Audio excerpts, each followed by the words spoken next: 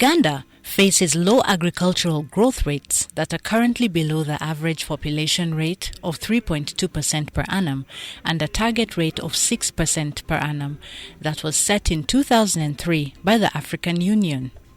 The low growth rates highlight the challenges of reversing and declining per capita agricultural production and eradicating poverty in Uganda. Livestock and livestock products play an important role in income generation and are a source of high-quality protein to many households.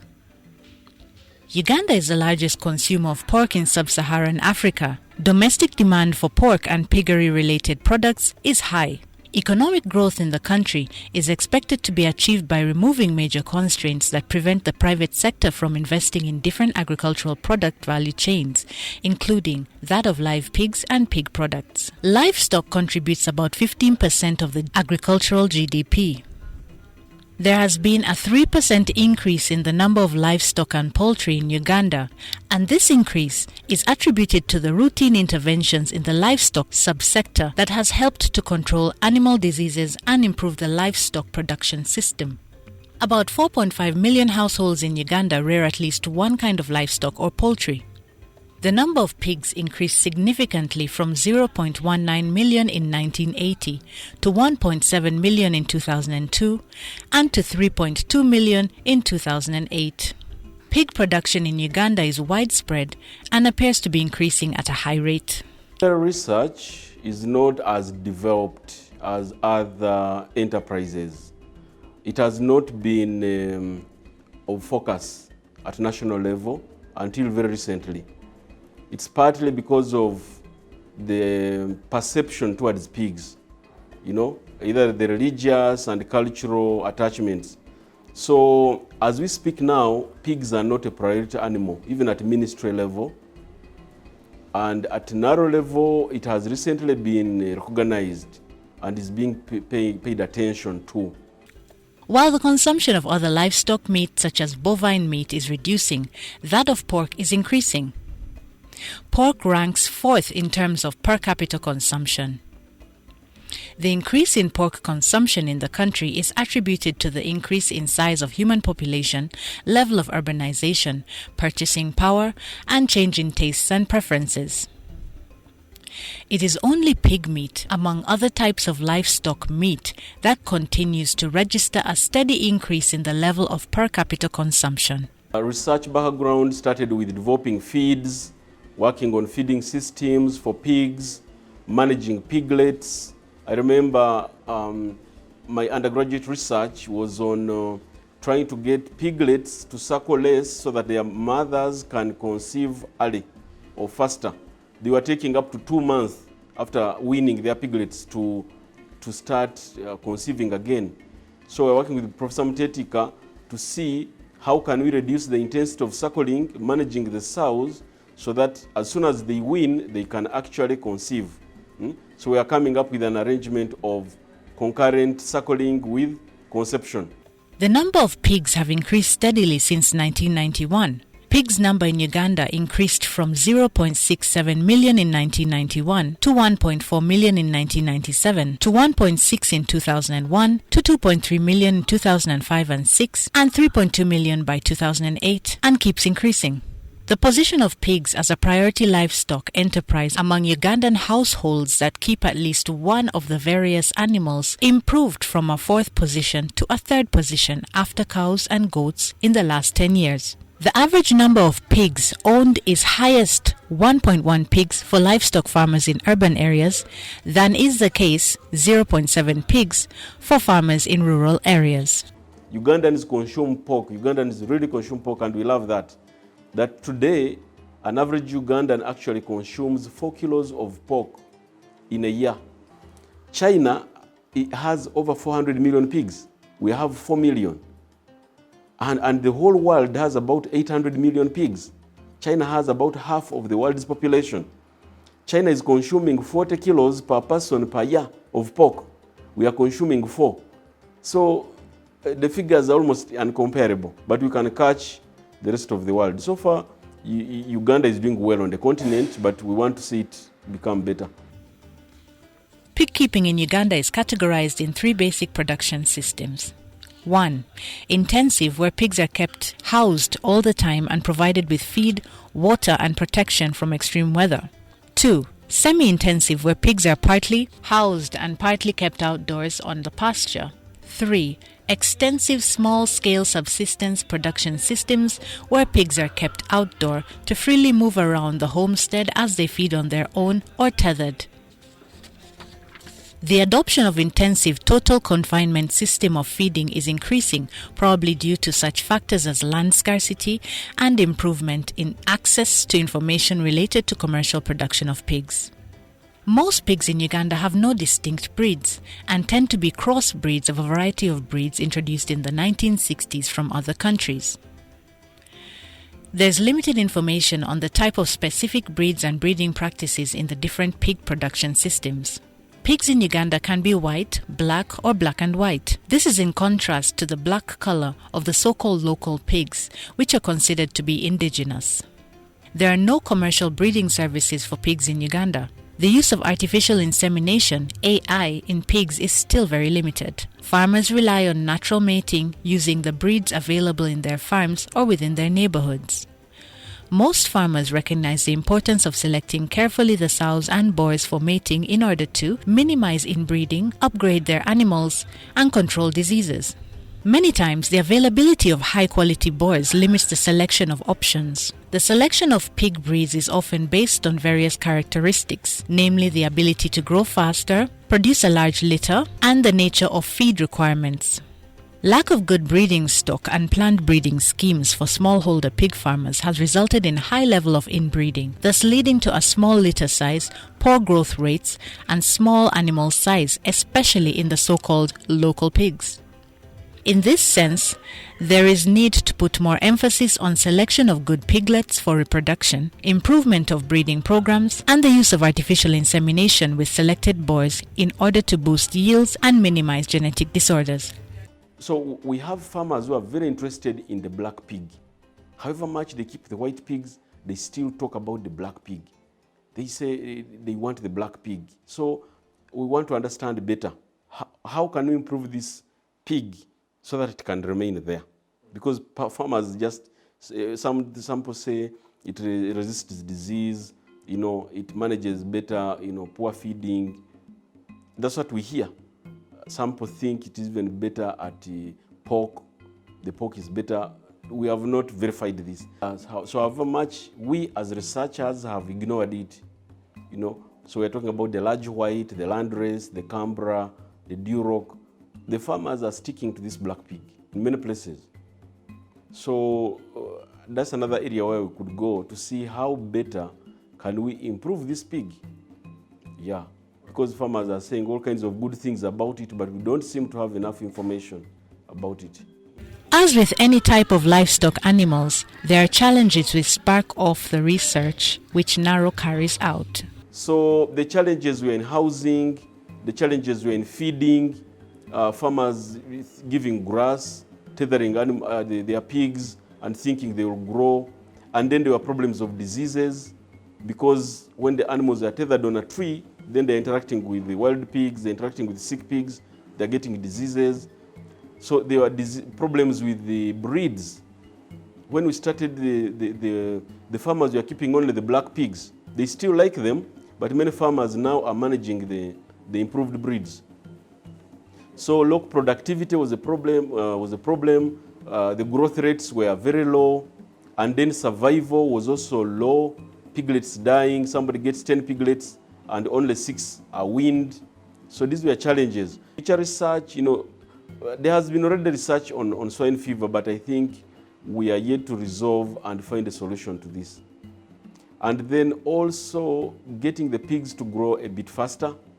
Yeah, because when you tell farmers you can get your pig to reach market at 6 months, they think it is a dream. We have done it. I've been a farmer of pigs myself. I've sold the pigs at 80 kilos at 7 months. That's the carcass weight. There's a lot of information already generated on managing pigs, feeding, breeding, marketing, that the farmers can use. So I think going forward, there is a need for capacity building. The farmers need to be organized better. Yeah, the grouping, group marketing, sharing of information, so advocacy, but specifically on research, more research on, I was talking about disease management. There are still diseases which are a big problem. And then better ways of nutrition. The diet, the feeds we have, their utilization by pigs. Whereas we say the pig is a poor man's cow, it's actually not anywhere near a cow. A pig is a pig. A pig cannot eat grass and grow. So getting feeds that pigs can utilize better, I think that is another direction. We need to think of new things that we can feed pigs, because pigs are competing with human beings. The price of maize goes up, you almost can't feed a pig, just like you can't feed a chicken. So finding alternative feeds for pigs is going to remain big on the research agenda. With all properly executed research programs, solutions must be achieved. So what strides have been taken in the area of piggery under the NARO and MAKERERE University project? And so we have moved to developing diets for piglets supported by NARO. We have worked on distributing, promoting the Canberra breed, which was introduced about 15 years ago. So we took this breed to Western Uganda, we took this breed to Kalangala district under NARO support. That was another project which I think was very successful. The breed was received, farmers multiplied the breed and distributed to other farmers. I think we distributed over 500 pigs in the life of that CGS project. And so we have also moved on to manage swine fever, not by treating the animal, but by managing the environment of the animal, confinement, and training on biosecurity, restricting movements of animal keepers. And now, the latest project which has just ended, where we are developing a special diet for piglets that don't get milk from the mother for some reason. Sometimes the mothers don't have milk, sometimes they are sick, and then when they are newly born, the farmer has nothing to give the piglets. So we came up with this diet which is low cost. Somebody will say, why don't you give them milk? Why don't you give them all kinds of concentrates which are imported? They are very expensive. And then I think one of our groundbreaking works is on commercializing artificial insemination of pigs, whereby we have been telling farmers, keep improved breeds, keep these very nice exotic breeds, but these breeds are not easy to get. You want to get them in Gulu, you want to get them in Soroti. So what we have done in this project is to actually keep boas, manage them, collect semen, process it, distribute it to the entire country. So we are now servicing over 20 districts. So with the NARO support, we have been able to research on the best way to manage the boas, the best way to package the semen, and the quantities that are desirable to cause maximum conception, and the best way to cause the farmers to appreciate the technology. So as we speak, we have been running almost now a year since the project closed, but we are still running. Farmers are ordering the semen. We trained inseminators who actually are receiving the semen. Some of them even come here in this lab to pick the semen and go and use in the community. NARO research projects are focused on developing practical solutions to find out how to create health for pigs and wealth for pig farmers in the country by improving the utilization of sweet potato and other root and tuber crops residue for pig feeds. Led by the International Potato Center, SIP, the team is comprised of a wide range of organizations, each bringing their own expertise and skills to the project, including the International Livestock Research Institute, National Agricultural Research Organization, VEDCO, Chain Uganda, Iowa State University, MAKERERE University, Uganda Matters University, and Pig Production and Marketing Limited. Farmers have always relied on fish as a protein source, but we have identified low-cost, non-conventional protein sources, which farmers can actually use. So now we can use insects. We can use animal waste, process them and make sure they are safe for the pigs. We have plants. Sweet potato is a common plant, which is very, very good. So with the support of the International Livestock Research Institute, we have developed silage made out of sweet potato roots, stem, and leaf. And this silage is virtually a balanced food. The way we say milk is a balanced food. This feed can be taken by growing pigs, by mature pigs. It's only that the young piglets would need slightly more protein, but the protein provided by this diet is good. Sweet potato is a nutritious option for pig feeds. The root contains carbohydrates and the vines contain protein, meaning it is a very good choice of feed for livestock. NARO carries out research to determine the quality of silage prepared from sweet potato vines, to determine the nutrient digestibility of sweet potato silage in the growing pigs, and to determine the growth performance of pigs on sweet potato silage. Not only could feeding pigs with sweet potato vines help to decrease on-farm waste of sweet potato vines and create animal feeds for pigs, but could really help farmers bridge the feed gap that is common during the dry season, which leads to a dramatic increase in the cost of pig feeds. This would really help farmers, especially smallholder farmers who are very vulnerable to price fluctuations. Also on the breeding side, we hope we can find better ways. We are trying to develop a way of increasing the lifespan of the semen. When we collect this semen from the pigs, it can't live for long, 4 days maximum. And we are thinking if it can extend that life, as they have done in other countries, because unlike cattle and other animals where you can get the semen and freeze it, pig semen can't be frozen. But what they have done in other parts of the world is to increase the life, so that if we produce our doses here, we can send them to Arua, we can send them to Gulu, and they can stay there long, maybe beyond a week. Pig Phase 2 is an ongoing research project in the Department of Agricultural Production, College of Agricultural and Environmental Sciences, Makerere University, funded by Competitive Grant Scheme from National Agricultural Research Organization. The project has trained over 50 artificial insemination technicians from 12 districts. The 12 districts are Masaka, Kayunga, Lira, Gulu, Hoima, Jinja, Mitiana, Mpinji, Mbale, Luero, Soroti, and Chiriandongo.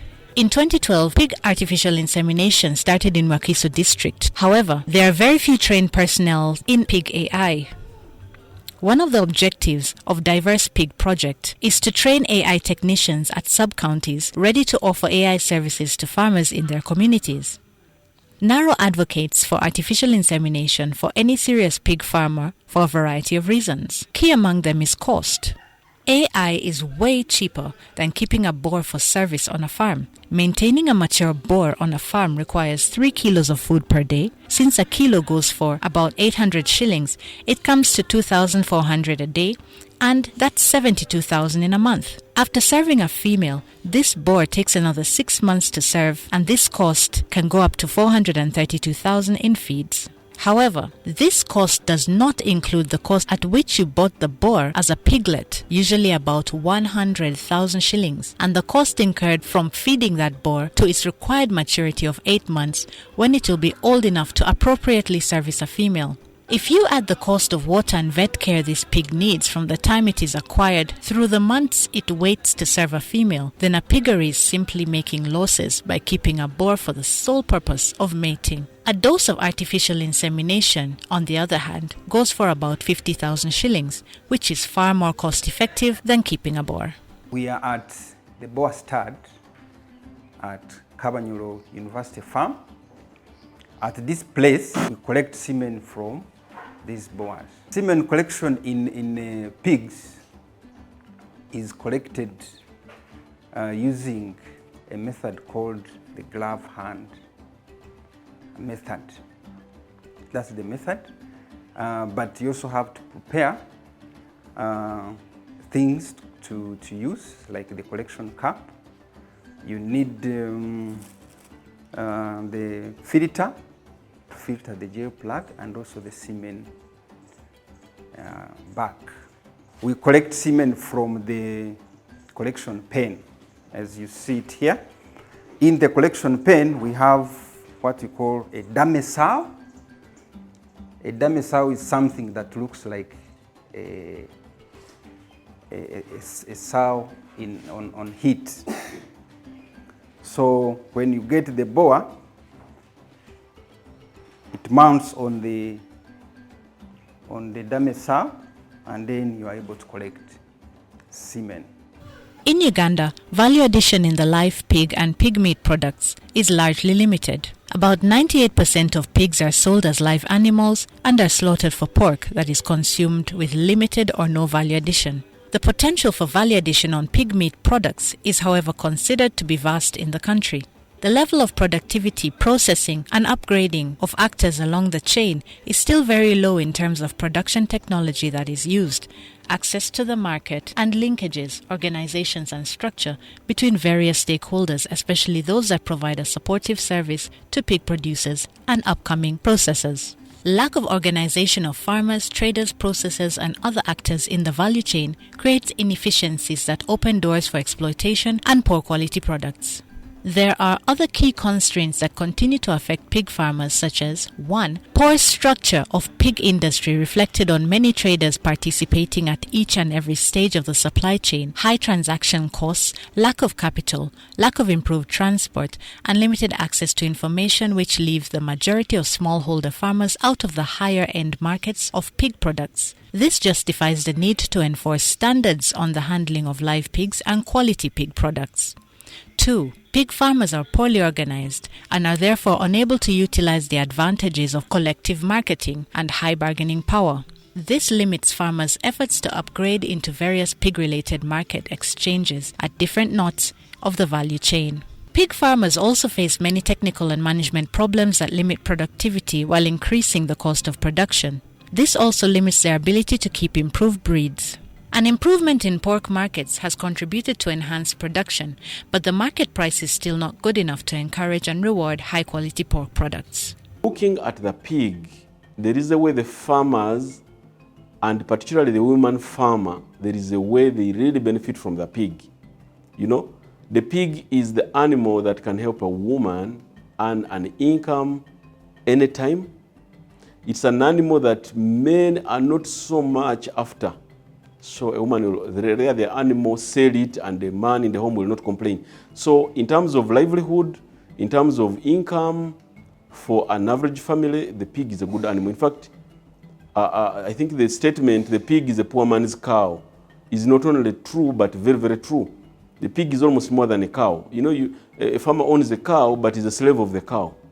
But so I would say, having worked with all these animals as a researcher, I think the pig has a special place. Elizabeth Nora Nabikofu Kyagaba nsangibwa Nakweru mu district ye Wakiso Town Council Kira nkola mu Makerere University ndi Clerical Officer nkola mu department bagiyita pathology department e Mulago medical school nima emmere yange ey'okulya nina olusuku nima kasooli lumonde muwogo n'okulunda embizi nalo nakwatagana nayo nga mpita mu musawo Eric bwe nakwatagana nayo najja na servicing embizi zange na uno omulundi kati gwa servicing gwa kusatu enkulu yakaji servicing emirundi 2 kati nono omuwala yembizi ze yasoko ku servicinga naye yasala namusavinga naye namusavisinga olwokuba nti sirina nnume yange kinkalubiriza okutambuza embizi n'ekyokubiri nakizuula nti nyinza gye njitwala nyinza okujjayo obulwadde ekirala kati olaba kuno ku kyalo bw'otwala embizi eyo nti ogiwakise oba olina ogitwalirako emmere kati ekirala ate era obwo obudde mba sibulina naye ng'ate oli bw'abazze n'agiwakisa nze kiba kinnyamba mba mponyezza ebyo byonna eby'obulwadde eby'okutwala eri emmere eby'ogitambuza embizi z'omu kiyumba si nnyangu kutambuza okugisiba okukola ki oluusi okiteekamu ne ssente naye wano nga nkwata ssente lumu ne muyita ne mugamba jangu okole ki expense mba ngikendeezaako enjawulo gye nsinza okulaba zino embizi ez'empiso zikula ku sipiidi nnene okusinga ziri kubanga ziri oluusi n'ennume ebeera mbi bizinensi y'embizi ennungi ssente mweziri nze ndowooza nti bw'abanga ddala omulimu ekintu akyetaaga kubanga abantu abasinga embizzi bazennyala bujama naye nze ndowooza nti ekintu kisinziira naawe bw'okikwata kubanga ebyange ebiyumba biraba bya bulijjo naye nfuba okulaba nti tebiwunya okozesa ky'olina asobola okutandika n'embizzi emu naye n'asobola okugiwa ku ebyo ye byakola ki kuba embizzi n'emmere gy'oliddeko n'ekulema ogigiwa n'ekola ki n'egirya. Thank you for joining us for another episode of Agricultural Research for Transformation. Please reach out to us on our social media platforms through Twitter, Facebook and YouTube at NARO Uganda. We would like to hear from you.